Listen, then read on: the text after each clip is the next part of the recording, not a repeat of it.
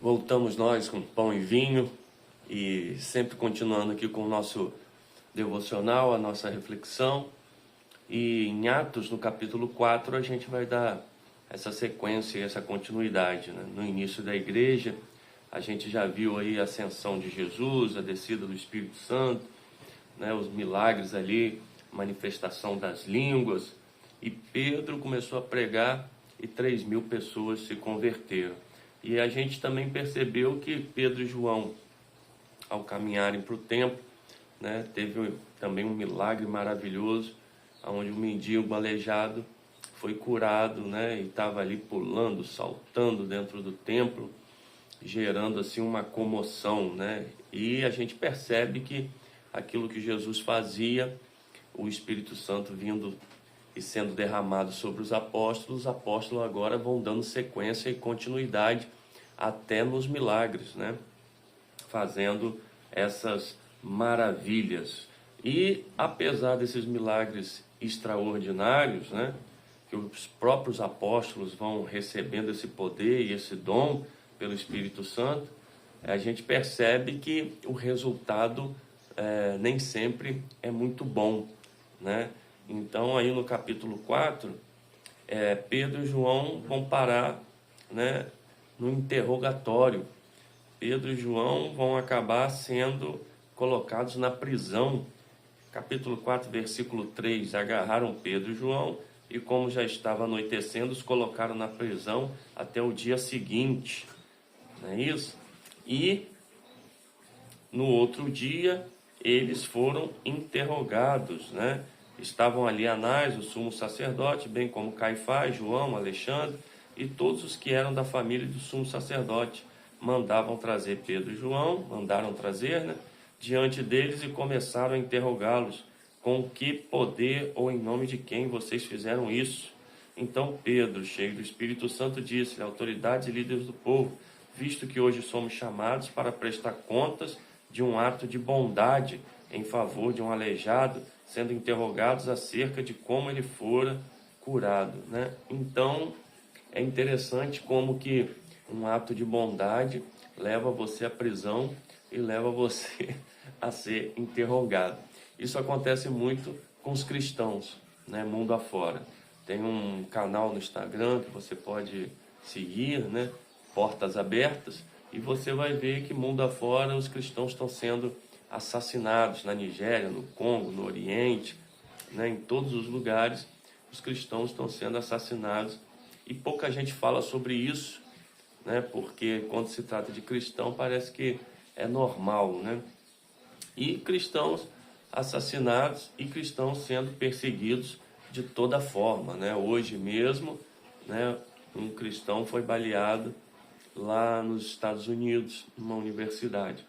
Então, são colocados como extremistas, né? São colocados como diversas situações, mas na verdade é o que está acontecendo aqui e sempre aconteceu, né? Aconteceu com o próprio Cristo, que só fez o bem e foi crucificado, né? E os apóstolos estavam seguindo isso, e todo seguidor de Cristo vai passar por isso também, né? Apesar de fazer o bem, vai ser condenado pelo bem que faz, porque o ensinamento de Cristo é totalmente, são valores totalmente contrários ao ensinamento que a gente vê mundo afora, né? E isso gera uma certa repulsa. Você já parou para analisar, né, isso? Que o nome de Jesus não pode ser citado numa faixa, numa camisa, não pode ser mencionado, enquanto outros nomes podem ser mencionados, mas o cristianismo parece gerar, né, um desconforto em muitas pessoas, a ponto de querer tirar Deus seja louvado na nota do real, a ponto de querer tirar o crucifixo de ambientes públicos, quando que a laicidade de uma sociedade foi promovida pelos cristãos. Se existe ciência promovida pelos cristãos, os cristãos foram que moldaram todo o Ocidente e além de toda a contribuição no Oriente. Nações como a nossa, né, são formadas, alicerçadas no cristianismo. Isso sem contar outras tantas infinidades de benefícios e contribuições que o cristianismo trouxe para a sociedade em todas as áreas jurídicas, políticas, né? E você deve pensar e refletir sobre isso. Óbvio que tem contribuições negativas, mas são infinitamente menores do que as positivas, né? Mas é interessante se pensar que eles estão aqui sendo perseguidos, né? E Pedro vai dizer, olha, não há salvação em nenhum outro, pois debaixo do céu não há nenhum outro nome dado aos homens pelo qual devemos ser salvos. Pedro vai dizer que é melhor obedecer a Deus do que obedecer aos homens, né? E os homens estavam querendo silenciá-los, mas eles falaram, não, é melhor obedecer a Deus, não faz sentido, né? Então a gente vai pagar o preço que tiver que pagar. É bom também de se perceber que quando a gente começa a seguir Jesus, não é um mar de rosas, né? A gente vai ter esses embates, a gente vai ter essas dificuldades, né? Porque às vezes a gente pensa que caminhar e ser um seguidor de Cristo e é um Deus que é amor, né? É uma palavra de paz, de conciliação, de união, vai gerar uma vida tranquila. Não, vai gerar esse tipo de confrontamento e de desconforto, né? Você já percebeu que todo pau é bom para bater no cristianismo?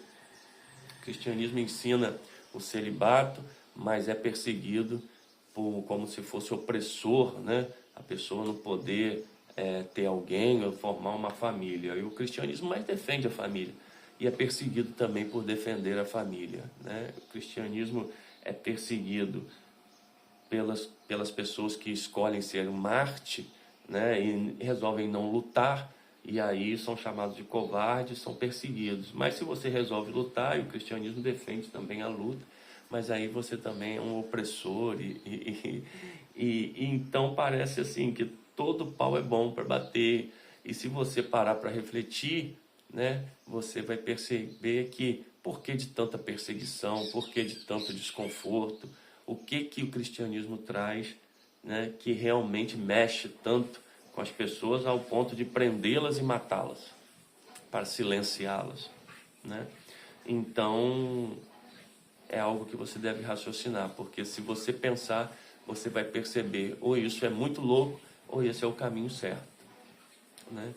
A estranheza desses paradoxos é que vai gerar em você esse raciocínio, porque o ensinamento no mundo é acredite em si mesmo, mas o de Cristo é renuncie a si mesmo. Enquanto todos lutam aí para ser o primeiro, Jesus falou que os últimos serão os primeiros. Enquanto o mundo é dos mais fortes e dos mais espertos, a Bíblia fala que quando eu sou fraco, aí é que eu sou forte, né? Então existe aí um ensinamento antagônico. Talvez seja isso que mexa tanto com as pessoas e você deve refletir, porque senão você pode estar aí trilhando aí o caminho errado. E o caminho de Cristo é o caminho, porque ele falou, eu sou o caminho, eu sou a verdade, eu sou a vida. Que Deus te abençoe. Amém?